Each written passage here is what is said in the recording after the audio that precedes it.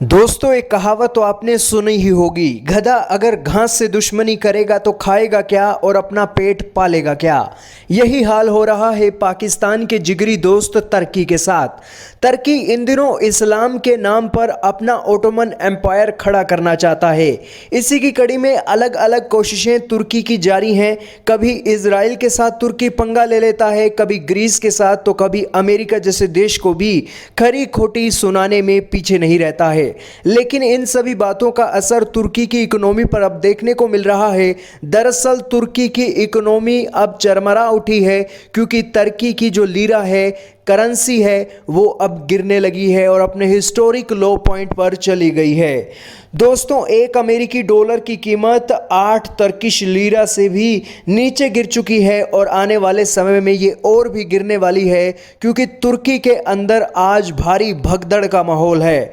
दोस्तों, तुर्की की lira currency गिरती जा रही है, तो तुर्की के राष्ट्रपति एर्दोगन ने अपने सेंट्रल बैंक के गवर्नर को 3 बार बदल दिया है। और दोस्तों, इतना ही नहीं, तुर्की के अंदर से अपने जो निवेशक हैं, जो पैसा इन्वेस्ट करते हैं दुनिया के दूसरे देशों में, वो अपना पैसा तुर्की की मार्केट से निकालकर दुनिया के दूसरे देशों में डाल रहे हैं। आज आपने भारत का एग्जाम्पल देखा होगा, कोरोना के बीच भी रिकॉर्ड के स्तर पर देश के अंदर फॉरेन डायरेक्ट इन्वेस्टमेंट आया है। लेकिन तुर्की जैसे देश ने लॉकडाउन भी लगाया और अपने देश को भी खोला, लेकिन फिर भी जो निवेशक हैं, जो दुनिया के दूसरे देशों में रहते हैं, तुर्की के अंदर पैसा निवेश करते हैं, वो पैसा निवेश नहीं कर रहे हैं।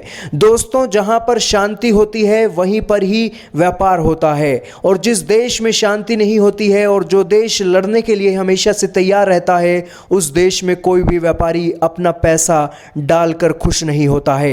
ये एक बार फिर से साबित हुआ है तुर्की के लिए, और तुर्की ने अपने इन्हीं नाकामियों को छुपाने के लिए तुर्की अपने सेंट्रल बैंक के गवर्नरों को बदलने का काम कर रहा है। लेकिन गधा कितनी भी कोशिश कर ले घास से दुश्मनी करने की, पेट तो उसका ही खाली रहने वाला है।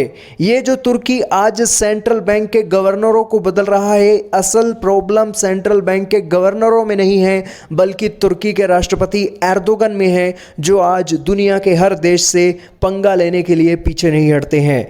आपका इस बारे में क्या मानना है, कमेंट सेक्शन में जरूर बताइएगा। लेकिन तुर्की के हालात भी आने वाले समय में हमारे पड़ोसी देश पाकिस्तान की तरह होते हुए दिखाई दे रहे हैं। वैसे भी कहा गया है कि संग का रंग तो एक ना एक दिन चढ़ता ही है, और धीरे धीरे तुर्की के ऊपर भी दिवालिया होने का रंग अब चढ़ने की ओर कदम उठाए जा चुके हैं।